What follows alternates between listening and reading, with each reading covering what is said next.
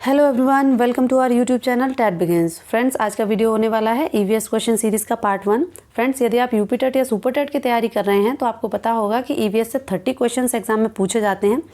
इस सीरीज़ में हम जितने भी ईवीएस के इंपॉर्टेंट टॉपिक हैं उनसे बनने वाले सभी क्वेश्चंस को इसमें शामिल करेंगे, जो आपकी तैयारी को बेहतर करने में काफ़ी मदद करेंगे।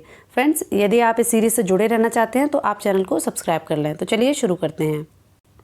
सबसे पहला जो क्वेश्चन है वो है पर्यावरण का अर्थ क्या है। तो देखिए, पर्यावरण का अर्थ ऑप्शन ए है मानवीय परिवेश, प्राकृतिक परिवेश, जल, वायु, भूमि, वनस्पतियों एवं प्राणियों के मध्य जो अंतर संबंध होता है उसको पर्यावरण कहते हैं, या फिर इनमें से कोई नहीं।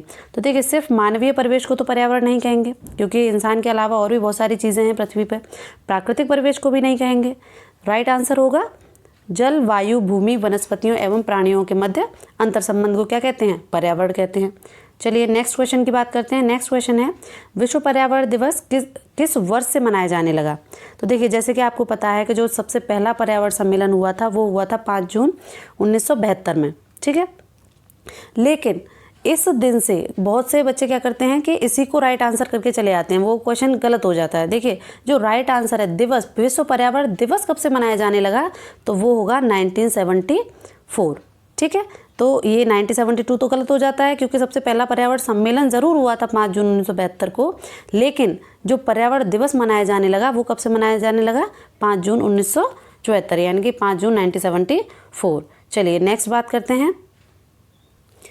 पर्यावरण संरक्षण अधिनियम किस वर्ष पारित हुआ। तो देखिए, पर्यावरण संरक्षण अधिनियम ये बहुत ही इंपॉर्टेंट क्वेश्चन है, और ये जो पारित हुआ था वो हुआ था 1986 में। इसको तो आप रट लो, क्योंकि ये क्वेश्चन कई बार आ चुका है। चलिए नेक्स्ट बात करते हैं। ग्लोबल 500 पुरस्कार दिया जाता है, जो ग्लोबल 500 पुरस्कार है वो किस लिए दिया जाता है? जनसंख्या नियंत्रण के लिए? तो नहीं। आतंकवाद के विरुद्ध अभियान के लिए? ये भी गलत हो जाएगा। मादक पदार्थ के विरुद्ध अभियान के लिए? जी नहीं, ये भी गलत है। राइट आंसर होगा कि जो ग्लोबल 500 पुरस्कार दिया जाता है वो दिया जाता है पर्यावरण प्रतिरक्षा के लिए। चलिए फ्रेंड्स, नेक्स्ट आगे क्वेश्चन देखते हैं। इको मार्क उन सभी उत्पादों के लिए दिया जाता है जो प्रोटीन समृद्ध हों, पर्यावरण के मैत्रीपूर्ण हो, पर्यावरण के प्रति मैत्रीपूर्ण हो, या शुद्ध एवं मिलावट रहित हों, या आर्थिक दृष्टि से व्यवहार्य हों। तो राइट आंसर क्या होगा? राइट आंसर होगा कि इको मार्क उन उत्पादों को दिया जाता है जो पर्यावरण के प्रति मैत्रीपूर्ण हों। नेक्स्ट क्वेश्चन है फ्रेंड्स, पारिस्थितिकी तंत्र में एक टिकाऊ जैव समूह कहलाता है। तो पारिस्थितिकी तंत्र में एक टिकाऊ जो जैव समूह है वो क्या कहलाता है? संक्रमिका, अनुक्रम, चरम अवस्था, या क्रम की। तो देखिए, आपने सुना होगा संक्रमिका, यानी कि जो इकोटोन होता है वो पारिस्थितिकी तंत्र में टिकाऊ जैव समूह कहलाता है।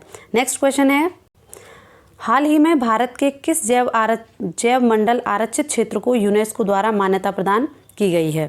क्वेश्चन है, हाल ही में भारत के किस जैव मंडल आरक्षित क्षेत्र को यूनेस्को द्वारा मान्यता प्रदान की गई है? तो इसका राइट आंसर होगा पन्ना। वैसे तो देखिए, चारों को जैव आरक्षित क्षेत्र की मान्यता प्रदान की जा चुकी है, लेकिन जो अभी फिलहाल जो हुआ है हाल ही में, तो वो है मध्य प्रदेश का पन्ना। नेक्स्ट क्वेश्चन है, पृथ्वी में निम्नलिखित में से कौन सा एक पारिस्थितिकी तंत्र पृथ्वी के सर्वाधिक क्षेत्र पर फैला हुआ है? तो देखिए, इनमें से कौन सा वो पारिस्थितिकी तंत्र है जो पृथ्वी पर सबसे ज़्यादा क्षेत्र पर फैला हुआ है? मरुस्थलीय पारिस्थितिकी तंत्र, या घास का मैदान पारिस्थितिकी तंत्र, या पर्वतीय पारिस्थितिकी तंत्र, या फिर सामुद्रिक पारिस्थितिकी तंत्र। तो देखिए, जैसे कि आप जानते हैं कि पृथ्वी पर सबसे ज़्यादा क्षेत्रफल पर, या फिर आप कह सकते हैं पृथ्वी पर सबसे ज़्यादा एरिया पर क्या फैला हुआ है? समुद्र फैला हुआ है। तो इसका राइट आंसर क्या हो जाएगा? सामुद्रिक पारिस्थितिकी तंत्र। ठीक है फ्रेंड्स, नेक्स्ट बात करते हैं। पारिस्थितिकी तंत्र में एक पोषी स्तर से दूसरे पोषी स्तर में स्थानांतरण से ऊर्जा की मात्रा क्या होती है? यानी कि एक पोषी स्तर से अगर एक जीव दूसरे जीव को खाता है, जैसे मान लीजिए सूरज से ऊर्जा ली पेड़ों ने, ठीक है, और पेड़ों को खा लिया बकरी ने, और बकरी को खा जाता है शेर। अगर इस तरीके का जो क्रम चल रहा है, इसमें जो ऊर्जा का स्तर है वो बढ़ेगा, घटेगा, स्थिर रहेगा, या बढ़ और घट दोनों ही चीज़ें हो सकती हैं। तो देखिए, इसका जो राइट आंसर होगा वो होगा घटती है, क्योंकि आपको पता होगा लिंडेमान का जो नियम है वो कहता है कि जितनी भी ऊर्जा, यानी कि जितनी ऊर्जा, जैसे पेड़ों ने जो ऊर्जा सूर्य से ली है वो पूरी ऊर्जा को एब्जॉर्ब नहीं कर पाते हैं, वो उसका 10% करते हैं, उसका 10% फिर बकरी को मिलता है, जैसे पेड़ को बकरी खा लेती है तो उसका 10% पेड़ से जो ऊर्जा जा रही है बकरी के लिए वो 10% जा रही है, और फिर बकरी को यदि शेर खाता है तो उसकी 10% ऊर्जा शेर के पास जाती है। तो ठीक है, पारिस्थितिकी तंत्र में एक पोषी स्तर से दूसरे पोषी स्तर में स्थानांतरण की ऊर्जा की मात्रा घटती है। ठीक है फ्रेंड्स, नेक्स्ट क्वेश्चन है सबसे छोटा पारिस्थितिकी तंत्र कौन सा है? तो देखिए, वन है, तालाब है, या घास का मैदान, या पानी की बूंद।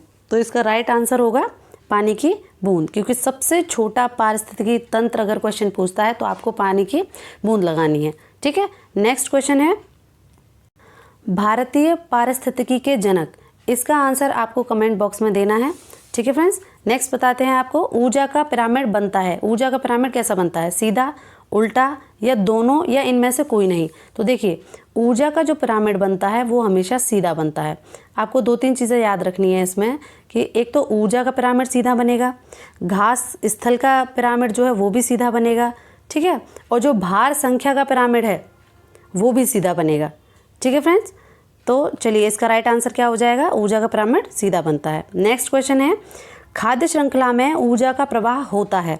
खाद्य श्रृंखला में ऊर्जा का प्रवाह कैसे होता है? एक दिशीय होता है, द्विदिशीय होता है, बहुदिशीय होता है, या इनमें से कोई नहीं। इसका राइट आंसर होगा कि खाद्य श्रृंखला में ऊर्जा का प्रवाह एक दिशीय होता है।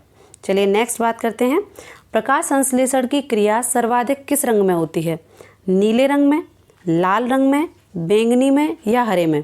देखिए, आपको 2 कलर ज़्यादा याद रखने हैं, एक लाल और एक बैंगनी। लाल में तो जो प्रकाश संश्लेषण की जो क्रिया है वो सबसे कम होती है। ठीक है, और प्रकाश संश्लेषण की क्रिया किस में सबसे ज़्यादा होती है? तो वो होती है बैंगनी में। ठीक है, तो इसका राइट आंसर क्या हो जाएगा? बैंगनी। नेक्स्ट क्वेश्चन है फ्रेंड्स, श्वसन के समय पौधे कौन सी गैस ग्रहण करते हैं?